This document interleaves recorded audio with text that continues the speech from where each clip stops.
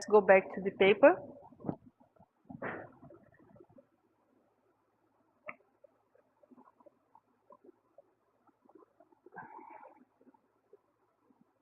So there are some tools to detect plagiarism. So if the language of the paper is very simple, and in one phrase, one sentence, the language suddenly gets different, you can know that phrase is copied.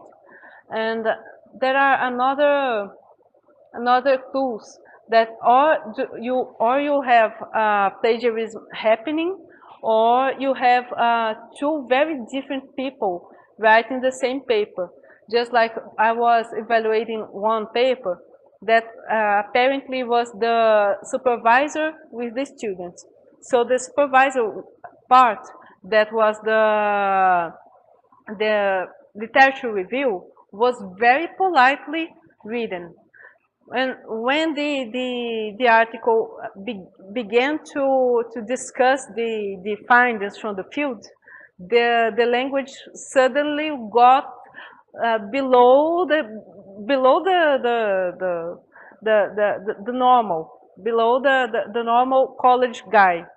So in this way, we know that it's not plagiarism, but it's a lack of revision in the part of the supervisor. But let's go on. Okay.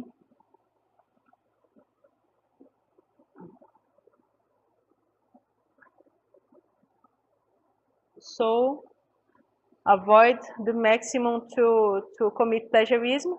And another tip is to avoid too many direct citations. When you commit too much, when you write too many direct citations, it shows that you don't dominate the language of the area you are speaking about.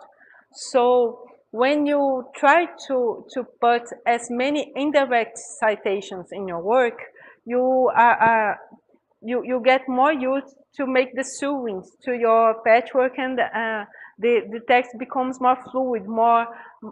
It's not like text and that staccato from music. Text staccato, and the text become more readable, more. It's good to see a text that in the way that the author appropriates the ideas, citing the fonts, but the concatenation of ideas is better. The reading is more. We get more pleasure from reading that text. Okay, almost over.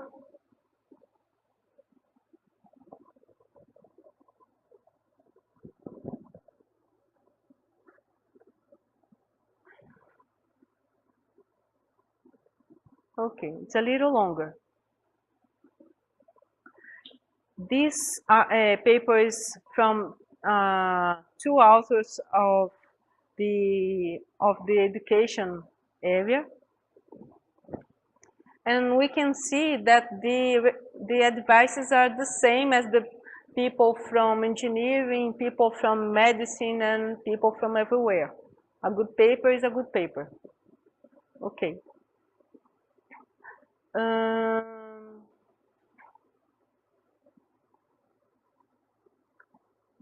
So when we teach methodology, we have to be careful not to be too very prescriptive.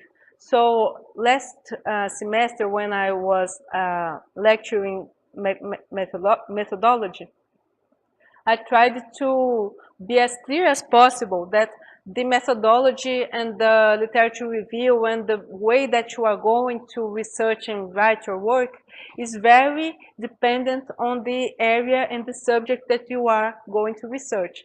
So there are no absolute truths. There are instead truths that are dependent on the area that you are researching. So this part is like any kind of work is a series of steps that don't permit, that don't let you think by yourself and don't let you write by yourself. It's not like that.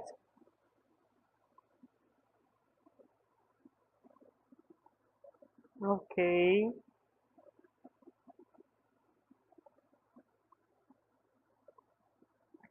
This part tries to say the difference, state the difference between commissions and omissions made by the authors. So commission is a mistake and omission is a lack of information. So I saw, like in, I think, Schwartz, an author from the values area, even he, that is the most important researcher in the area, when he cites other authors about other research involving values, even he does commission errors. Just like, and when he cites Hofstede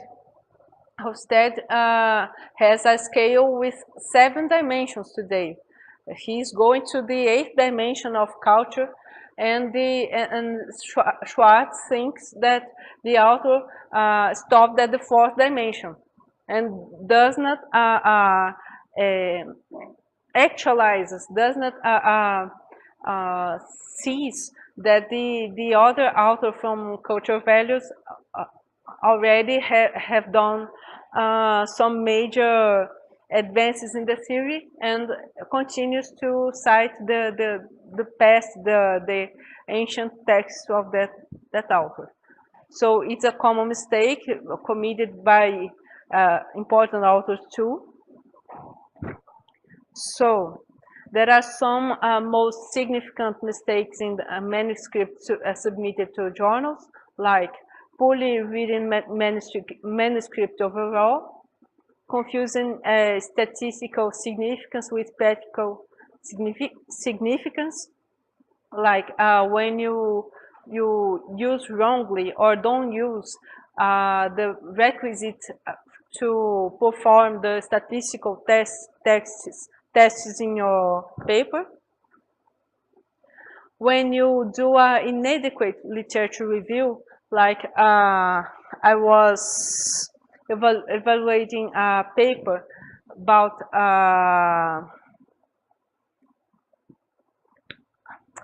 workers, I don't know, and this kind of workers are from a very specific brand, and the literature review does not approach that very specific kind of worker. So I said that the literature review was inadequate, and I don't know why the paper were then published without my approval. Okay, let's go on. And some ways of doing inadequate literature review are not citing the main authors of that theme, or sometimes there is literature in English and there are not any literature in Portuguese. So a lazy person can say, okay, there are not any texts in Portuguese that talk about this theme, so there are not any texts at all.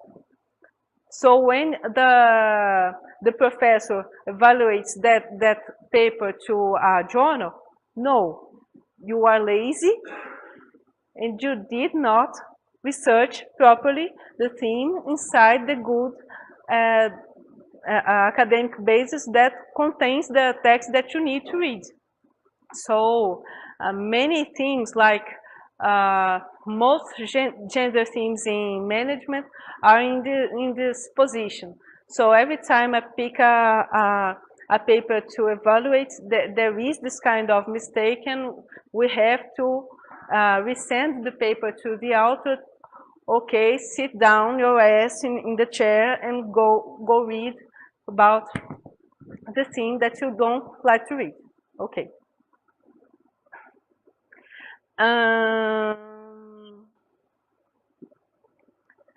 Okay. Lack of appropriate structure. So in each journal, there is an appropriate structure. So when you are writing to a medical journal, there is a material and method section, there is the presentation of data, and then the discussion, and the sections are very separate, very strict. The format is very strict. When you write to a journal that is made in the education or anthropologies and etc., the sections are a little different, and there is a certain flexibility about how to organize the sections in your papers. So you have to be very aware of what is happening in each journal, which sections are necessary in each journal, what is the number of pages in each journal. If you have to submit the tables and graphics and pictures separately or inside the paper, each journal has a politics about that. So you have to pay very much attention to the submission norms of each journal to see how to submit papers. So, okay. Another error is lack of appropriate structure, analytical error that affects validity of findings. Sometimes when we analyze or evaluate quantitative papers, the author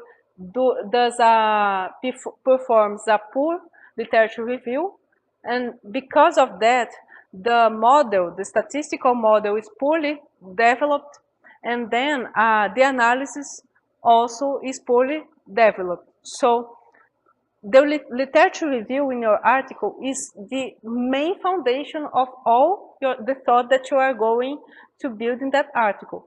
If that literature review is poor, stop everything and do it again.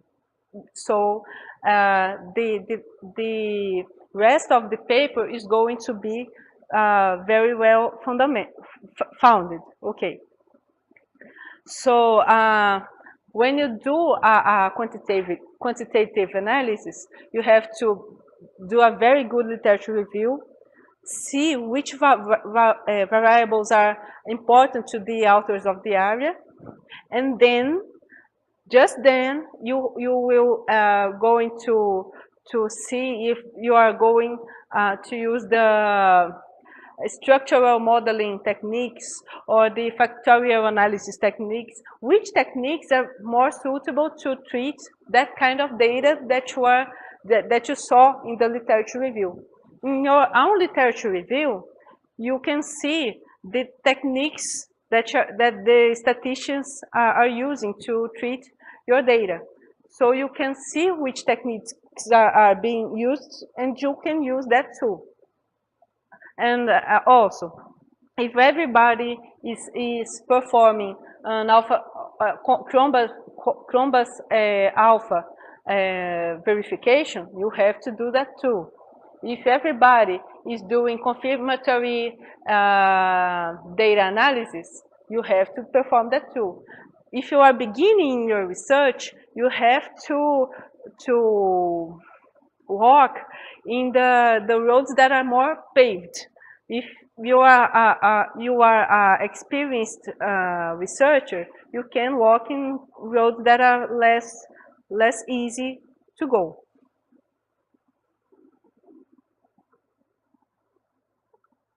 Okay. Sometimes you submit an article with a title that does not reflect the content of the article. This is complicated too, because people are not going to find your articles if you don't title it properly. So you have to think that your title is the smallest summary possible of your article. You have to write in your abstract the main things that appeared in your paper. Just like when you are writing your dissertation or your thesis, you can think that each summary line of the summary has to have a correspondent sentence in the summary. So the introduction has to appear in the abstract like in the form of the problem of the objectives of the research. The methodology of your research has to appear in one sentence at least in your summary, in your abstract, like your research was quantitative or qualitative, if this used interviews or documental research. You have to try to, every line of your summary has to appear in the abstract at least with one sentence. Okay.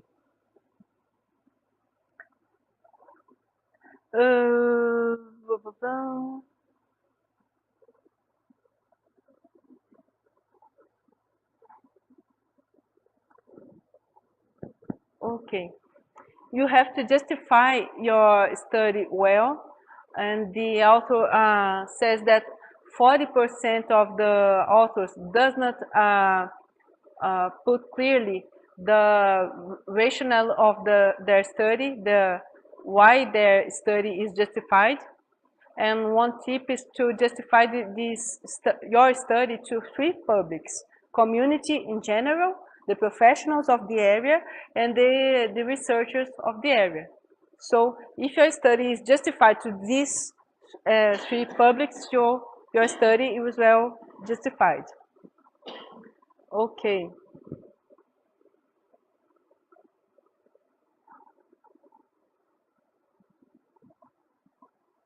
Every article should have some kind of purpose statement, or saying it more clearly. You have to make an aim or objective statement, because if you don't state what is your aim, any findings are good. So you have to put clearly what is your aim with that article, with that paper. So the research questions, they kind of divide the problem in smallest problems that you can answer in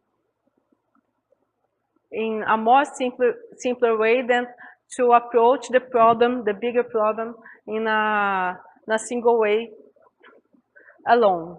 So the research questions are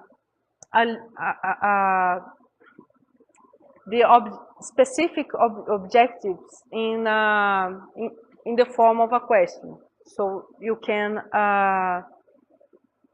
answer these little research questions, and then with these little answers you can answer the bigger problem. Okay.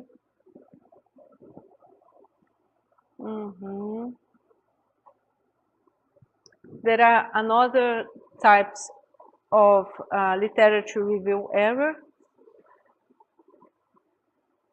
You can cite older works that are not influent anymore.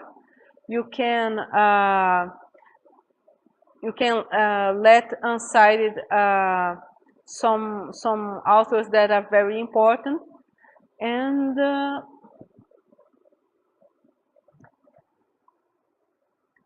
you can make statements that have no authors to support, and you, as a novice researcher, has no authority to say. So this kind of bold statements without author citations are not recommended. Okay.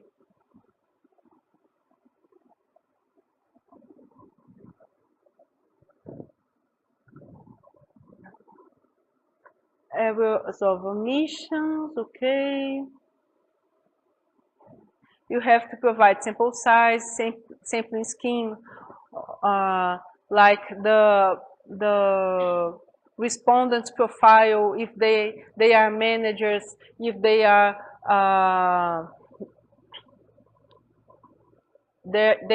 in the lower part of the hierarchies, or if they are more from which department, if they are from the nutrition department, from the statistics department, and etc. You have to detail the profile of your sample, and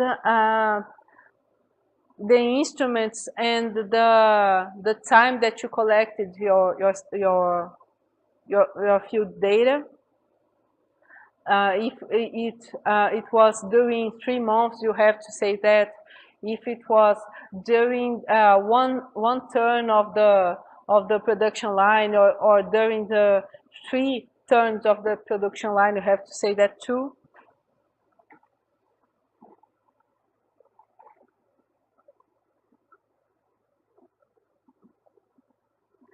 You have to say which type of quantitative or qualitative methodology you are going to use.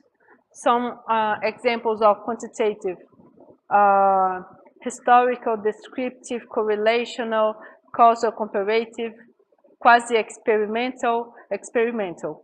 And in qualitative, there are some other examples: biography, ethnography, autoethnography, oral history, phenomenology, case study, grounded theory, and etc. If you want to see every kind of qualitative research, a good book is this one, Denzin and Lincoln. This book is the handbook of qualitative research. It's widely available in the internet, this one book. And mixed methods are sequential, concurrent, and there are some studies using triangulation, and etc.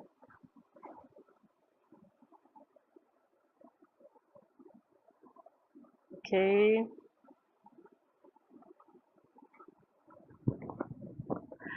You have always to check before you go to the field if your research, if your plot interviews or questions, or your questionnaire questions are really answering your specific objectives that you stated in the introduction.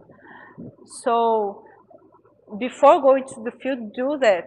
And then sometimes we go and ask the right question, but the person who is being interviewed goes a long way to not answer your question. You have to take care to get the right answer to the right questions you are posing.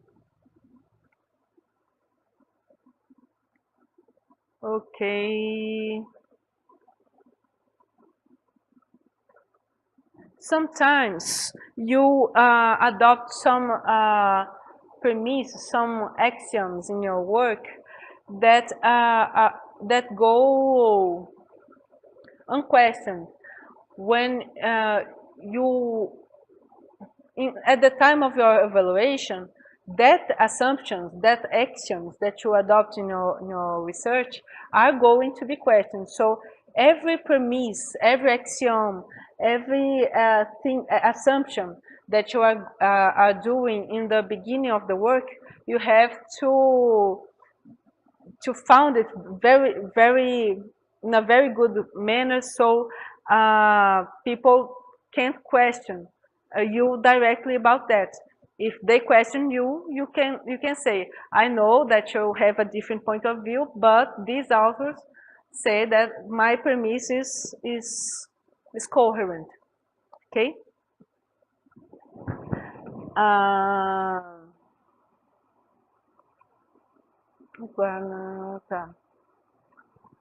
So if you are going to write about economics and you cite Milton Friedman in your premise, okay, it's a very controversial author, but if you are with Milton Friedman, you can the professors can question, but they are not question you directly. They are question Milton Friedman. Okay.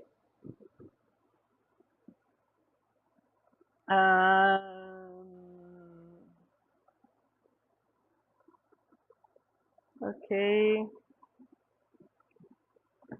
So when you are performing a statistical test, you have to go through all the requisites for that statistical test, and sometimes,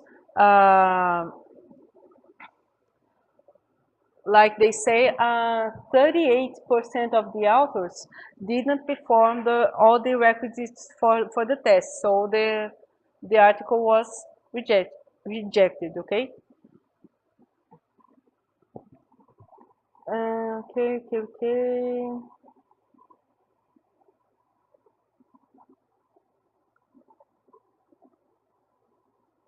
Sometimes the test went wrong, and the researchers try to force a little to say that the test went right. This is here.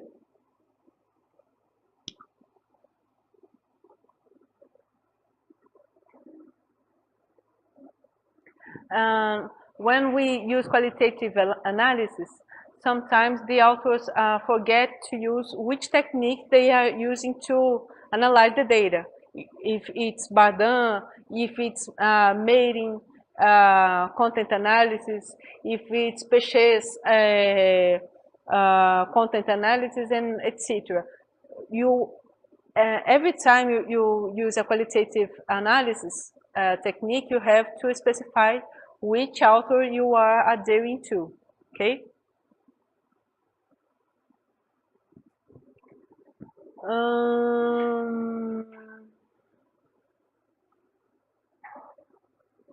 Okay, this is okay. In some cases, you have some respondents or some interviewed people in your field study that are very different from the others. So in these cases, you have to say how you treated these cases. If you in case of quantitative research, you have to say if you put these cases aside, or if you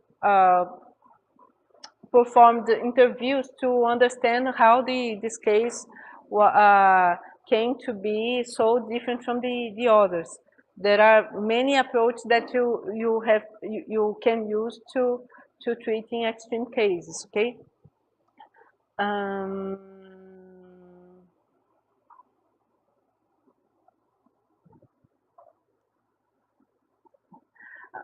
Another mistake is overgeneralize your study, just like they doing case studies. There is a very big controversial about generalizing case studies. So you can't say that your study we'll find contexts that are going to be similar. But you can, in your final considerations, cite another studies that were made in similar contexts to try to state that in this kind of context something like that happens, and then put the phenomenon or the situation that it's happening. Okay. You have to state the limitations of of your work. If you don't do, people will remember you that you have to put this. The evaluators are going to remember you of do that.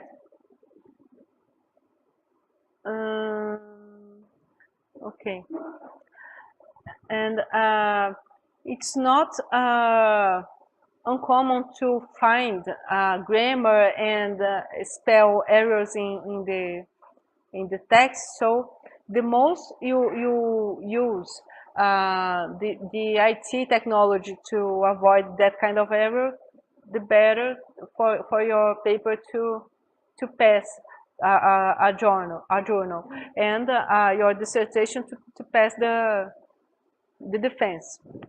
So you can have the better of the ideas, you can have the better field work, but you spell wrongly and write wrongly, everything is lost.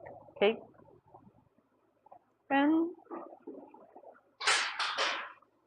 I think that's it. Okay, obrigada, Renan.